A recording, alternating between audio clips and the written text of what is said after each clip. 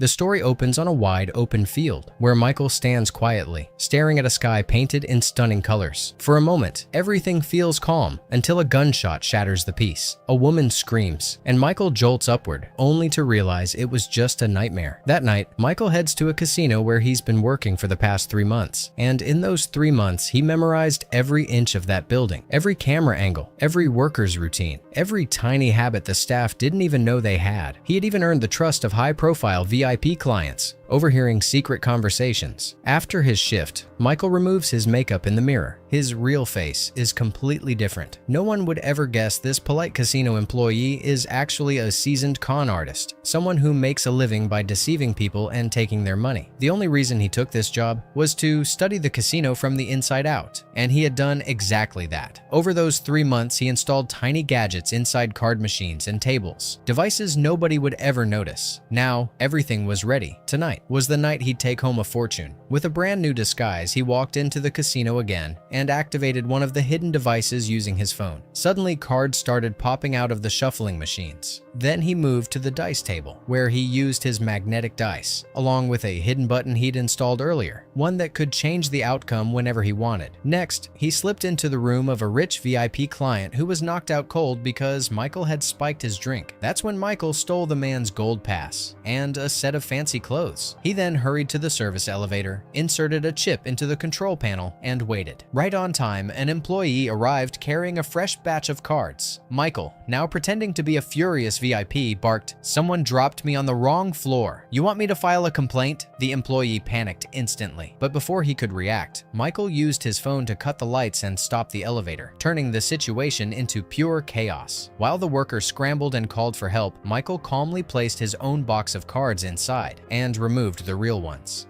Once everything was reset, Michael headed to the VIP room, where Alex, another player, sat waiting. Michael wore special glasses that allowed him to see the numbers on the cards. When the game began, he purposely didn't win every round. He needed to look normal, not suspicious. As the stakes rose and everyone pushed more money onto the table, Michael arranged his cards perfectly and shoved all his chips forward. Everyone followed him. This was it. One move, and he'd be a millionaire. But then, everything fell apart. The cards in Michael's hand suddenly changed. His perfect winning hand turned into garbage. And just like that, he lost everything. The third player, the one everyone ignored, won the entire pot. He casually said, "I'm done playing," grabbed the money, and walked out. Michael knew something was wrong. He followed the man, cornered him, and demanded his suitcase. But when he opened it, there wasn't a single dollar inside, just worthless papers. The lights flickered, and the man's face shifted right in front of him. It wasn't even the same person he had followed. Before he could react, guards surrounded him. They dragged him into a storage room and tied him to a chair. One guard punched him straight in the face. Then Victor, the casino owner, walked in demanding his money. Michael tried bluffing, claiming he was a VIP that only earned him more punches. Finally, he confessed there was another scammer inside the casino. The real one who stole the money. Michael explained he had been fooled too. Victor didn't believe him, but gave him 1 week to recover the money or face the consequences. After escaping the casino, Michael drove deep into the desert, arriving at a tiny rundown casino. Guards stopped him at gunpoint, but their boss, Leon, stepped out and said, "Let him through, he's a friend." Over drinks, Michael noticed a necklace hanging from Leon's neck. The symbol on it matched the tattoo Alex had. Michael asked about the symbol, and Leon demanded to hear Michael's entire story first. After Michael explained everything, Leon said, "You crossed paths with a psychic." Michael laughed, assuming it was a joke, but Leon was dead serious. He explained that there are real people, extremely rare, who live among normal society but possess supernatural gifts. These people can enter another realm, a place where memories, thoughts, and consciousness connect. From that hidden world, they can manipulate things in our world. Then Leon showed Michael an old book filled with drawings of powerful figures, individuals who had tapped into that mysterious place.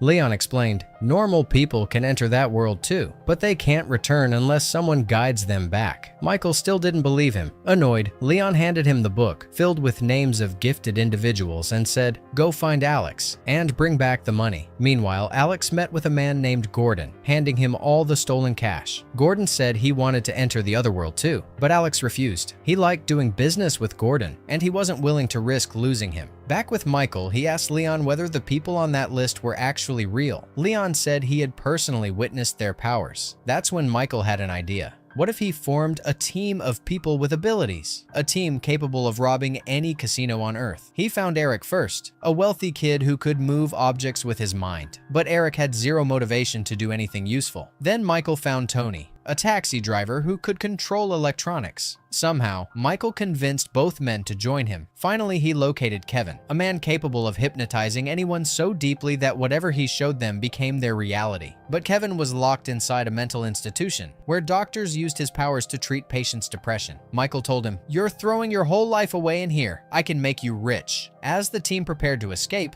the nurse rushed after them. But Eric used his telekinetic power to send objects flying through the hallway, forcing patients to collide and blocking her path. Tony jumped in next. He fired up the ambulance engine using his electric ability and remotely unlocked the gate. And just like that, the entire group slipped out of the mental facility in the smartest, smoothest way possible. The next day, they started practicing how they'd use their abilities inside the casino. Kevin would hypnotize people with his mind. Tony would control the cameras, and all of their powers were connected to the other world, an unseen realm where their abilities reached full strength. Inside that world, Eric could physically move dice with his hands, causing the dice in real life to shift on their own. Kevin controlled a human-like figure made of ice. Whatever he commanded that figure to do, people in the real world behaved exactly the same way. And Tony, inside the other world, stood in the middle of a storm made of electric currents. Every time he hacked a device, its internal chip appeared right in front of him in that realm. Their first real test run happened at Leon's casino. At first, everything worked flawlessly, but slowly, things started to unravel. Kevin misunderstood a command and accidentally blinded an employee for a moment. The man panicked, and a losing gambler suddenly pulled out a gun. Tony froze in fear and caused a short circuit in the camera system. Instead of controlling them properly, Michael had to rush over, calm everyone down, and stop the situation from exploding into total chaos. That's when he realized they needed a better way to communicate during missions. Without that, they'd never pull off a real operation. The next day, Michael attended a funeral where several women were asking Veronica for help. Suddenly, a group of men dressed in black walked in, and Veronica immediately fled in fear. She dropped her headphones, which Michael picked up, when even more men appeared from another street. Veronica hid inside an old building. Michael followed her, returned her headphones, and told her he wasn't one of those men. Veronica tried to walk away, but Michael followed anyway. She could read minds, and without hesitation, she told him she had zero interest in whatever he was planning. But before she could escape, one of the black-clothed men spotted them. Michael urged her to run, while he confronted the man. Meanwhile, under Alex's guidance, Gordon began his training. A mind controller sent Gordon into the other world, granting him the ability to manipulate thoughts as well. While his physical body lay unconscious, Gordon forced an artist to paint a replica of a famous artwork. Then he controlled a museum employee, making him replace the real painting with the fake one before it was shipped to another museum. When the forged painting was being loaded into a van, Gordon suddenly woke up. He walked straight to the confused artist and bought the real painting for a small amount of cash. Everyone he had controlled had no memory of what happened. Back with Michael, he had finally convinced Veronica to join the team. Soon after, he introduced her to the others. He explained her powers. She could read minds and silently place thoughts directly into other people's heads. During their casino missions, she would relay Michael's commands through the other world. To practice, Michael asked Veronica to enter the other world. To her, it appeared as a strange, eerie forest. Michael then imagined Eric shaking the largest bell in the city, and Veronica transmitted that thought instantly. Eric carried it out without hesitation. Next, Michael imagined two people sprinting and screaming for help. Veronica sent the thought to Kevin, who used his hypnosis to make it happen immediately. After that round of practice, Michael imagined the next move. What if Tony caused a short circuit across the entire area, just enough to spark panic and send every bird in the sky scattering? Veronica picked up the thought effortlessly, and then Michael told her to plant one final idea into everyone's mind. An earthquake is coming. Veronica pushed the thought into the crowd, and with all the chaos happening at once, the blackout, the birds, the trembling fear, people truly believed the ground was about to split open beneath them. Panic swept through the area. Everyone bolted. Everyone except Michael's team. Once the place emptied out, Michael casually slipped a few drinks from a nearby restaurant and finally revealed the master plan. They would infiltrate the casino in disguise. Each member would enter at a different different time. Only Veronica would walk beside him, posing as his fiancée. For that, they needed high-end clothes, perfect hair, flawless makeup, the full VIP package. So they hit the salons, shopped at designer boutiques, and transformed themselves completely. 2 days later, the team arrived at the casino, polished, confident, and ready. Michael sat down to play while Veronica stayed silent beside him, reading his thoughts and passing them to the team through the other world. Tony controlled the cameras during his turns. Eric pretended to be one of Michael's opponents, purposely losing hands so Michael could keep winning without attracting suspicion. Once Michael stacked up a small fortune, he and Veronica switched tables, where Kevin was already manipulating an employee's mind. Everything went smoothly at first, but then Eric drank too much and got frustrated after losing again and again. Instead of relying on Veronica to send messages, he started talking to Michael directly. And even worse, he began manipulating one of the machines on his own to rack up wins. Tony got overexcited too. Instead of staying subtle, he took control of multiple machines at once. One jackpot after another exploded across the casino floor. That's when the guards realized something was wrong. They grabbed Tony and Eric immediately. When the guards dragged them toward the elevator, the rest of the team was already waiting. Kevin hypnotized the guards instantly, sending them back to their posts without remembering a thing. Inside the elevator, the team regrouped, and Michael tore into them, reminding them that these people wouldn't just arrest them, they'd kill them. Everyone agreed to stick strictly to the plan. Finally, they reached the last table. Michael pushed all his money into one massive bet. Kevin controlled the dealer's mind. Eric manipulated the dice. The plan clicked perfectly, and Michael won millions in a single strike. Later that night, the team celebrated on the beach, drinking beside a fire. Veronica sat alone, staring at the waves. Michael joined her, saying they were an amazing team, that together they could make endless money. But Veronica refused. They argued, and the fight grew bitter, with both of them saying things they didn't mean. Meanwhile, Alex had dinner with Gordon and told him the training was off. He warned Gordon that entering the other world without someone he fully trusted was too dangerous. When Gordon asked about Michael, Alex revealed that Michael had already built a new team. Gordon didn't take that well and declared that something had to be done. The next morning, the whole team was driving together when suddenly an SUV appeared behind them. Tony tried to lose it, but another SUV cut them off. The vehicles boxed them in, forcing Tony to stop. Victor stepped out with his men and had the entire team tied up. Michael insisted they had the money and could pay him back, but Victor wasn't after the cash. He wanted their powers. Since Michael didn't have any powers, they dragged him to the edge of a cliff and shot him. His body tumbled down the rocks. The rest of the team, horrified, retreated into the other world to hide. They had no idea. It was all a setup. Michael was alive. He had been taken straight to Gordon, his father. Gordon freed his hands. Michael was in shock as the truth unraveled. His own father had orchestrated everything. Guards held him while Gordon ranted, saying Michael had ignored him for 10 years, forcing him to take drastic action. Gordon reminded him of the dream they once shared, a dream of a special door that led into the other world. Now, Gordon claimed he finally knew how to reach it. A few days later, at Victor's casino, Tony, Kevin, and Eric were forced to work as employees, rigging games so the casino could fleece its clients. One night, when they returned to their room, a plumber was working in the bathroom. It was Michael. He immediately asked for Veronica. The others told him she refused to work for Victor and had fallen into a coma, unable to escape the other world after witnessing Michael die. That same night, the lights above the tables began flickering. The team had had enough. They confronted Victor and told him they were done. Victor's guards swarmed in, locked them inside a storeroom,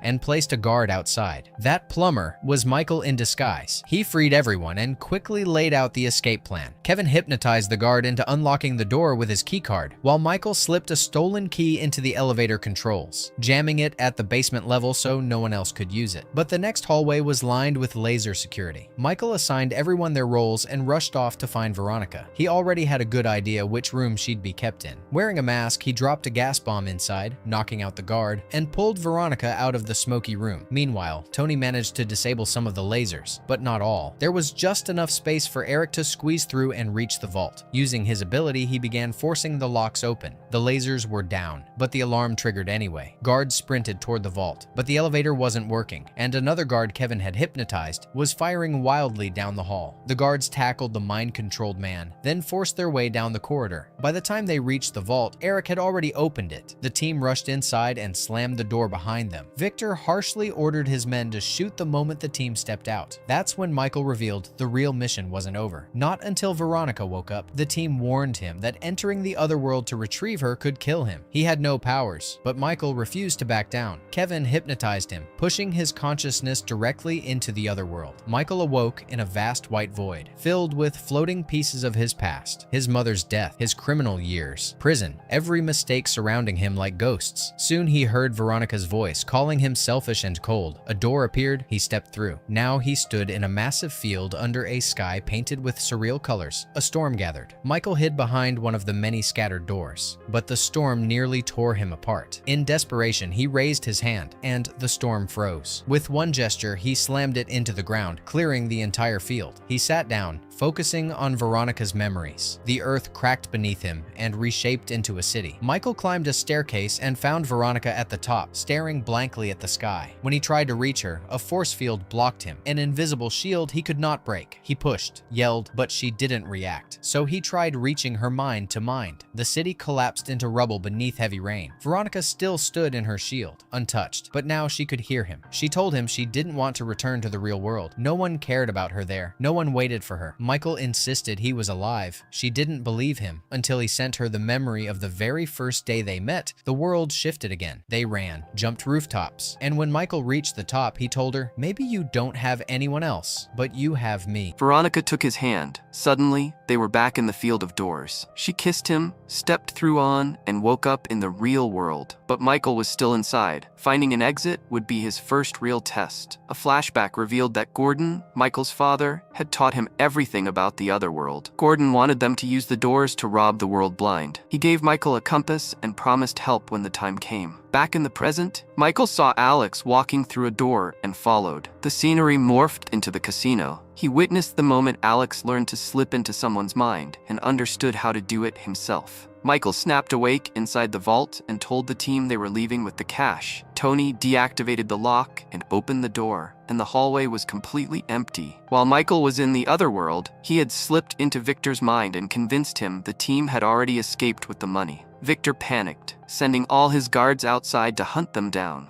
That's why the corridor was deserted. The team walked out untouched, grabbed every last bill, and vanished into the night. If you enjoyed the video, hit the like button, subscribe to the channel, and I'll see you in the next one.